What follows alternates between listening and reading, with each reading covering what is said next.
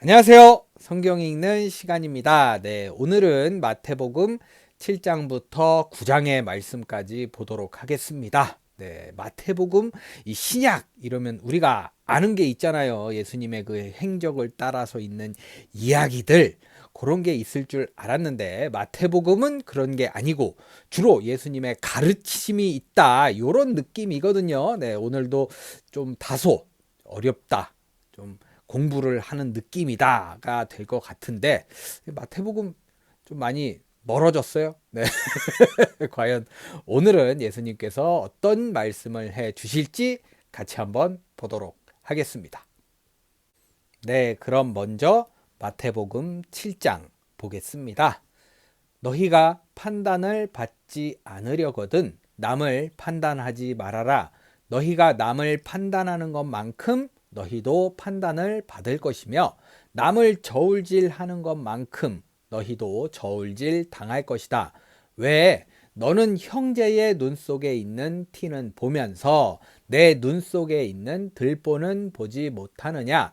내 눈 속에 들보가 있는데 어떻게 형제에게 내 눈 속에 있는 티를 빼내주겠다 하고 말할 수 있느냐? 위선자야, 먼저 내 눈 속에 들보를 빼내어라. 그러면 내가 밝히 보고 형제의 눈 속에 있는 티도 빼낼 수 있을 것이다.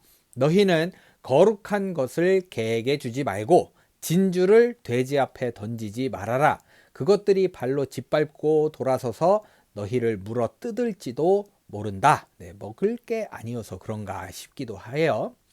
구하라, 그러면 받을 것이다. 찾아라, 그러면 찾을 것이다. 문을 두드려라, 그러면 열릴 것이다. 누구든지 구하는 사람은 받을 것이며 찾는 사람은 찾을 것이요 두드리는 사람에게는 열릴 것이다. 너희 중에 자기 아들이 빵을 달라는데 돌을 주며 생선을 달라는데 뱀을 줄 사람이 있겠느냐? 악한 사람이라도 자기 자녀에게는 좋은 선물을 줄 아는데 하물며 하늘에 계신 너희 아버지께서 구하는 사람에게 더 좋은 것을 주시지 않겠느냐? 그러므로 무엇이든지 너희가 남에게 대접을 받고 싶거든 먼저 남을 대접하여라. 이것이 곧 율법과 예언자들의 가르침이다.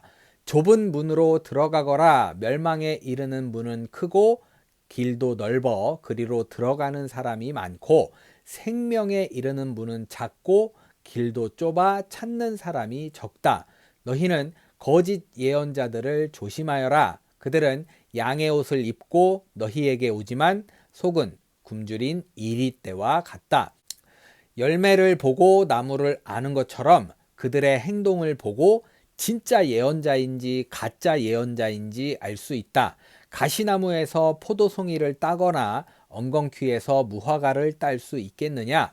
이와 같이 좋은 나무마다 좋은 열매를 맺고 못된 나무는 나쁜 열매를 맺기 마련이다. 좋은 나무가 나쁜 열매를 맺을 수 없고 나쁜 나무가 좋은 열매를 맺을 수 없다. 좋은 열매를 맺지 않는 나무마다 찍혀 불에 던져진다. 그러므로 너희는 그들의 행동을 보고 그들을 알아낼 수 있을 것이다. 내게 주여 주여 한다고 해서 모두 다 하늘나라에 들어갈 것이 아니라 하늘에 계신 내 아버지의 뜻을 실행하는 사람만 들어갈 것이다. 그날에는 많은 사람들이 나에게 주여 주여 우리가 주님의 이름으로 예언을 하고 귀신을 쫓아내고 많은 기적을 행하지 않았습니까? 라고 말할 것이다. 그러나 그때 나는 너희를 도무지 알지 못한다. 이 악한 자들아 내게서 떠나가거라 하고 분명히 말할 것이다. 그러므로 내 말을 듣고 실천하는 사람은 반석 위에 집을 지은 지혜로운 사람과 같다. 비가 내려 홍수가 나고 바람이 불어 그 집에 몰아쳐도 무너지지 않는 것은 그 집을 반석 위에 세웠기 때문이다. 그러나 내 말을 듣고 실천하지 않는 사람은 모래 위에 집을 지은 어리석은 사람과 같다. 비가 내려 홍수가 나고 바람이 불어 그 집에 몰아치면 크게 무너지고 말 것이다. 예수님이 이 말씀을 끝내시자 군중들은 그 가르치심에 몹시 놀랐다. 왜냐하면 예수님이 율법 학자들과는 달리 권위 있는 분답게 가르치셨기 때문이다. 네, 예수님께서 이렇게 가르침을 잘 주시는데 오늘은 다 아는 내용이어서 그런지 좀 쉬워 보이기도 하네요. 이렇게 마태복음 7장 마무리되었습니다. 네, 계속해서 마태복음 8장 보겠습니다. 예수님이 산에서 내려오시자 많은 군중이 뒤따랐다. 마침 한 문둥병자가 예수님께 와서 절하며 주님께서 원하시면 저를 깨끗이 고치실 수 있습니다 하였다. 예수님이 그에게 손을 대시며 내가 원한다 깨끗이 나아라 하고 말씀하시자 즉시 그의 문둥병이 나았다. 그때 예수님은 그에게 너는 아무에게도 이 일을 말하지 말고 제사장에게 가서 내 몸을 보이고 모세가 명령한 예물을 드려 내가 깨끗해진 것을 사람들에게 증거하여라 하고 말씀하셨다. 예수님이 가버나움에 가셨을 때 한 장교가 예수님께 와서 도움을 구하며 주님, 제 하인이 중풍에 걸려 몹시 고생하고 있습니다 라고 하였다. 예수님이 그에게 내가 가서 고쳐주겠다 하시자 장교는 이렇게 대답하였다. 주님, 저는 주님을 내 집에까지 오시게 할 만한 자격이 없습니다. 그저 나으라는 말씀만 한마디 해주십시오. 그러면 제 하인이 나을 것입니다. 저도 웃사람을 모시고 있고 제 아래에도 부하들이 있어서 제가 부하에게 가라 하면 가고 오라 하면 오고 내 하인에게 이 일을 하라 하면 합니다. 예수님은 이 말에 놀라시며 따라온 사람들에게 말씀하셨다. 내가 분명히 말하지만 이스라엘 온 땅에서 이만한 믿음을 가진 사람은 만나보지 못하였다. 네, 제가 읽어봐도 굉장한 믿음인 것 같습니다. 또 너희에게 말한다. 동서사방에서 많은 이방인들이 모여들어 하늘나라에서 아브라함과 이삭과 야곱과 함께 잔치 자리에 앉을 것이다. 그러나 유대인들은 바깥 어두운 곳에 쫓겨나 통곡하며 이를 갈 것이다. 그리고서 예수님은 장교에게 가거라.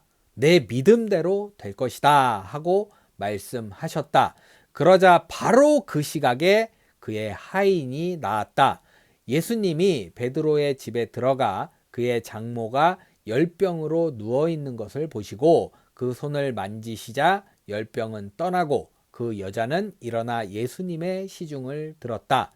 날이 저물었을 때 사람들이 귀신 들린 많은 사람들을 예수님께 데려왔다. 그래서 예수님은 말씀으로 귀신들을 쫓아내고 병자들을 다 고쳐주셨다. 이것은 예언자 이사야의 다음과 같은 예언을 이루기 위해서였다. 그는 우리의 연약함을 몸소 담당하시고 우리의 질병을 짊어지셨다. 예수님은 군중들이 자기 주위에 밀어닥치는 것을 보시고 호수 저편으로 건너가라고 명령하셨다. 그때 한 율법학자가 예수님께 와서 선생님, 저는 선생님이 어디로 가시든지 따라가겠습니다 하였다.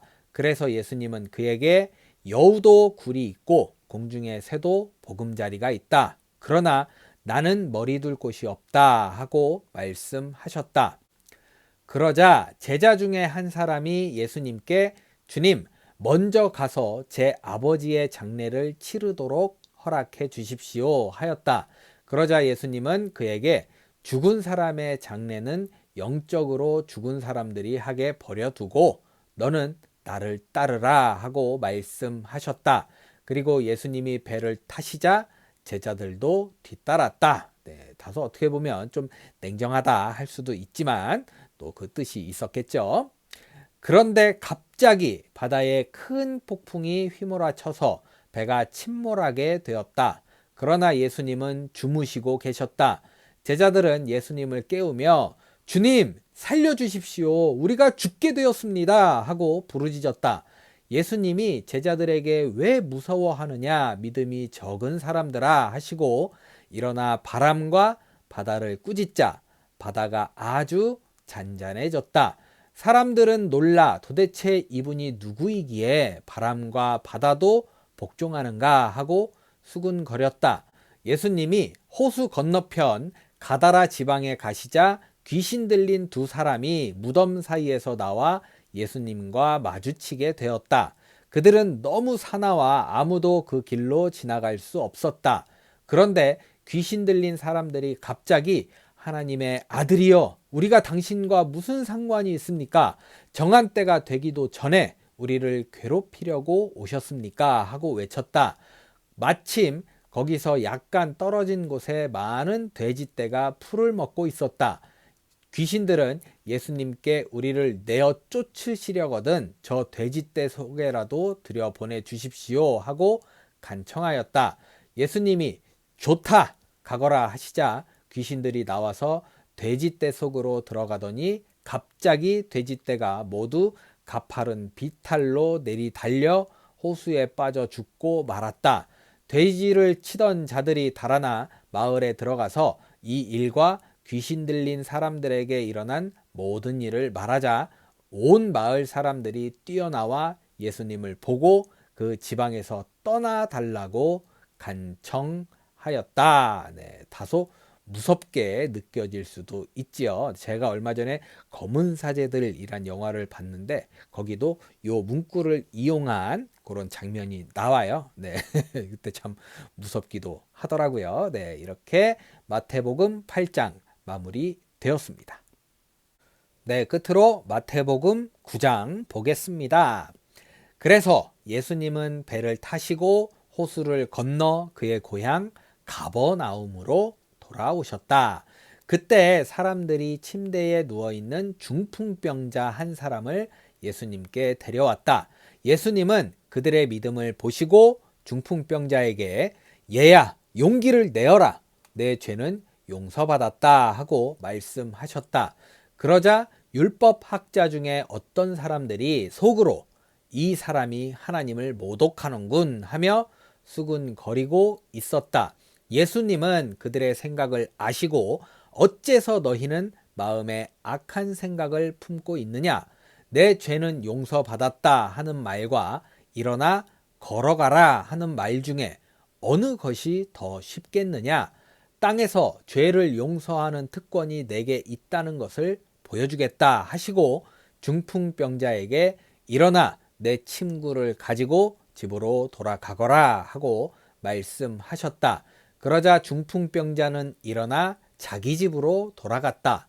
사람들은 이 일을 보고 두려워하며 사람에게 이런 권능을 주신 하나님을 찬양하였다.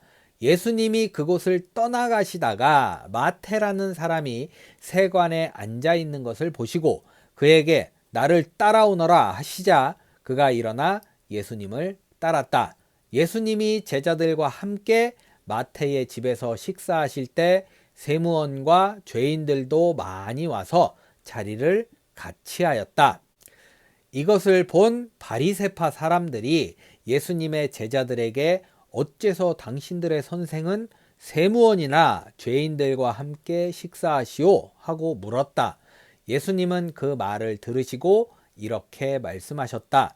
건강한 사람에게는 의사가 필요 없고 병든 사람에게만 의사가 필요하다. 너희는 가서 내가 자비를 원하고 제사를 원치 않는다라는 말씀이 무슨 뜻인지 배워라. 나는 의로운 사람을 부르러 온 것이 아니라 죄인을 부르러 왔다. 그때 요한의 제자들이 예수님께 와서 우리와 바리새파 사람들은 금식하는데 왜 선생님의 제자들은 금식하지 않습니까? 하고 물었다. 그래서 예수님이 그들에게 대답하셨다. 신랑의 친구들이 신랑과 함께 있는 동안에 슬퍼할 수 있겠느냐? 그러나 신랑을 빼앗길 날이 올 것이다. 그때에는 그들이 금식할 것이다.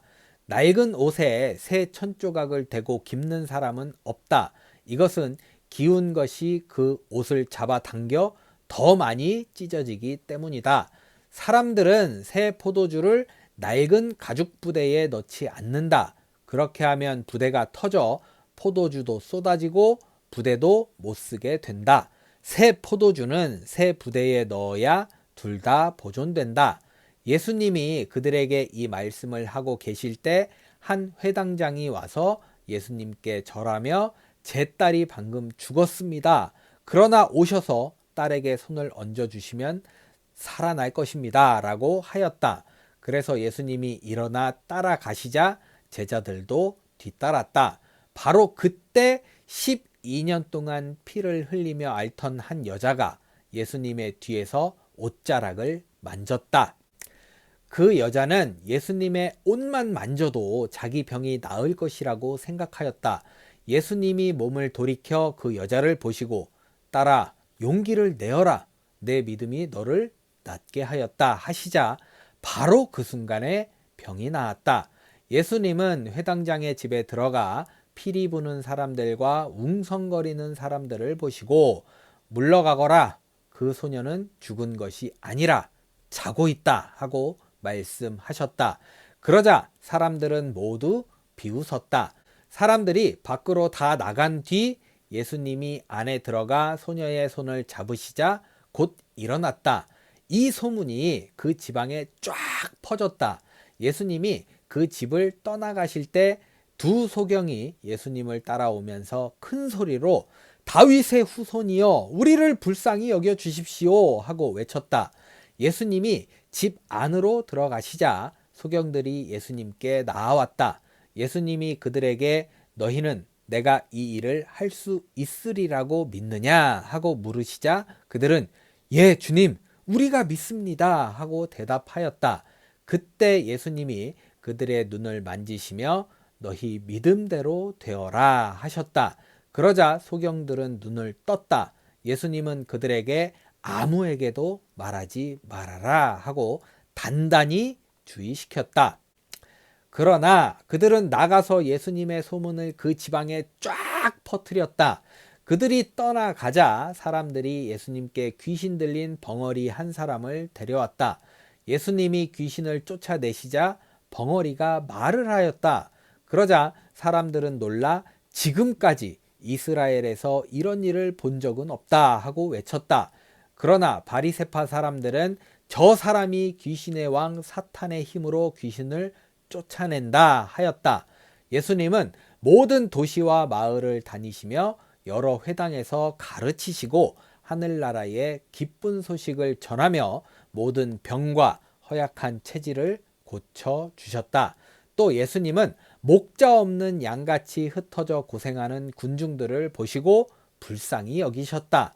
그래서 예수님은 제자들에게 추수할 것은 많으나 일꾼이 적다. 그러므로 너희는 주인에게 추수할 일꾼을 보내달라고 간청하여라 하고 말씀하셨다. 네, 보면 예수님께서 이제 고치고 기적을 일으키시고 요것만 중점이 되는 것 같지만 보면은 가르치시고 기쁜 소식을 전했다. 이런 말씀도 있잖아요. 네, 주가 가르치신 게 아닐까라는 생각이 듭니다. 이렇게 마태복음 9장 마무리되었습니다. 네, 이렇게 해서 오늘 마태복음 7장부터 9장의 말씀까지 모두 읽어봤습니다. 네, 말씀 보면서 제가 어제 좀 투덜댔다고 오늘은 이야기 형식으로 좀 재밌게 풀어주신 것 같은 그런 느낌이 있어서 참 감사하면서 재밌고 즐겁게 읽었던 시간인 것 같습니다. 네, 예수님께서 많은 기적을 쭉 행하셨어요. 근데 제 마음속에 탁 와닿던 말씀은 하늘나라의 기쁜 소식을 전하며 이 부분이더라고요. 네, 기적과 이적도 좋지만 하늘나라의 기쁜 소식이 오히려 더 많은 사람들에게 희망과 기쁨을 주지 않았을까라는 생각도 드는 그런 오늘의 말씀이었습니다. 네, 모쪼록 여러분들 오늘 복된 하루 잘 보내시고요. 하늘나라의 기쁜 소식뿐만 아니라 우리들에게 있는 기쁜 소식도 많이 전할 수 있는 그런 오늘 하루를 보내시기를 간절히 기도하겠습니다. 네, 저는 내일 마태복음 10장부터 12장의 말씀을 들고 찾아오도록 하겠습니다. 오늘도 함께 해주신 여러분 감사합니다.